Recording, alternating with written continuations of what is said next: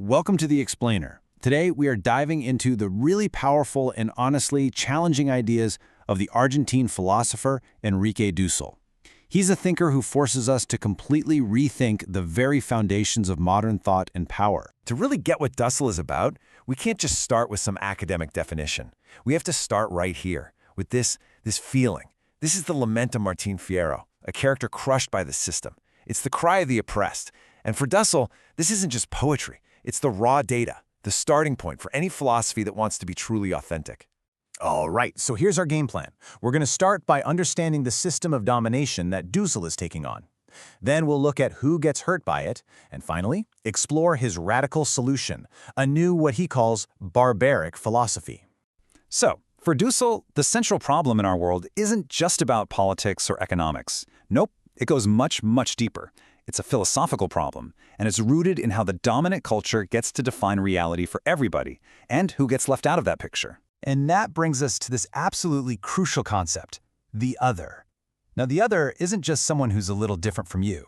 In Dussel's framework, the other is the person whose humanity has been pushed to the very margins, existing outside the self-contained world of the powerful, a world he calls the totality. What's so powerful here is how Dussel frames this whole thing. He actually calls it the original sin of modernity. It's that moment in history where the European world encountered people outside its own system, and instead of seeing them as sacred, as fellow humans, it turned them into things, tools, resources, objects to be used. And this slide just lays out that division so clearly. On one side, you have the dominator, who gets to define the entire world. That's the totality. On the other side, you have the dominated, the other, who exists outside that reality in what Dussel calls exteriority. They're defined by the system, but never really seen as part of it. So, you might be asking, how did this system of domination get its intellectual firepower? Where did the justification come from? Well, Dussel argues that it all started with a philosophical revolution that put the individual I right at the center of the universe. Let's see how that happened. He points his finger at what he calls the metaphysics of the subject. It sounds complex, but it's really the big idea of modern European philosophy. The thinking self, the I, is the foundation of all reality. But Dussel shows us how this philosophical I quickly and dangerously became a political I. He traces this direct and honestly pretty chilling line of thought. It all starts with Descartes' famous ego cogito. I think, therefore I am. This places the European self at the center of everything. That self then gets promoted to the universal standard for what it means to be human. From there, it's a short, brutal leap to ego concuro. I conquer. It's the justification for dominating anyone who doesn't fit that mold. And this isn't just some abstract theory. Dussel hammers home the point that the timeline of modern philosophy runs perfectly parallel to the timeline of colonial conquest. The philosophical justification and the physical domination, they grew up hand in hand. To make all this really concrete, Dussel applies this entire framework to the historical oppression of women. And he uses this incredibly powerful term for it. He calls women the oppressed of an oppressed, meaning that even men who are oppressed by the system have historically turned around and oppressed women. And he doesn't pull any punches. He uses this pretty shocking quote from Nietzsche to show just how deeply this objectification is baked into Western thought. The idea of a woman as property wasn't some fringe idea, it was right there, front and center. So within this totalizing male system, the woman is defined by her functions for the man. She's an object of desire, a mother to his children, the mistress of his home. Her very being, Dussel argues, is defined through the man. Think about old naming conventions like Juana Lopez de Perez, of Perez. Her identity is literally attached to his. But, and this is a really important point, for Dussel, real liberation isn't about women just taking on the man's role within the same broken system. He's actually critical of that approach. Instead, he proposes something way more radical, a liberation that frees both men and women from these confining roles, creating a totally new relationship founded on equality and difference.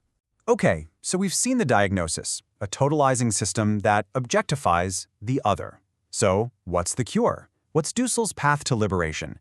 It's really a three-part process of hearing, rejecting, and then acting. It all revolves around this key concept, praxis. Dussel uses this term in a really specific way. He connects it to the Hebrew word habodah, which means work, service, and even worship. So praxis isn't just any action. It's creative, liberating work that is done from the perspective of the oppressed and for the liberation of the oppressed. And this is absolutely critical. The point of liberating praxis is not to flip the script. It's not for the dominated to become the new dominator. The goal is to break the cycle completely, to annihilate the very structure of domination itself and build something new in its place. To do this, you need a new way of thinking. Dussel calls it the analectical method. Dia, in dialectic, means through, thinking through the existing system. But ana means beyond. The analectical method is about thinking beyond the logic of the dominant system. And how do you do that? It starts with one simple but totally radical act. You have to listen to the voice of the other. So the path is pretty clear. First, you have to listen to the other, really hear them. Second, you practice an atheism of the idol. You reject the system's false gods, like the god of gold that the conquerors worshipped. And finally, you engage in liberating praxis. You take what you've heard and turn it into creative action to build a new and better reality. This whole process leads to Dussel's most provocative idea of all, the need for a completely new kind of philosophy, one that thinks from the outside in. He contrasts this with the old way, which is perfectly captured here by the philosopher Ortega y Gasset. This is thinking from inside the totality. It just redescribes and reinforces the existing power structure, making it seem natural and obvious. Dussel's vision is the exact opposite. He says philosophy needs to stop trying to imitate Europe. Instead, it has to emerge authentically, from the exteriority, from the lived experience of the people of Latin America, Africa, and Asia, who have been defined as the other. And he gives it this defiant, incredible name, Philosophia Barbara, or barbaric philosophy. He proudly reclaims the term that was used to dismiss people. This barbaric philosophy finds its strength precisely because it comes from the perspective of the so-called barbarian. For Dussel, this isn't a primitive philosophy. It is the philosophy of the future. And so, Dussel's work leaves us with a profound challenge. It forces us to ask, what are the idols, the totalizing systems of thought and power that we serve today? And, more importantly, whose laments, whose cries from the exteriority are we still failing to hear? The answer to that question might just be the beginning of our own liberation.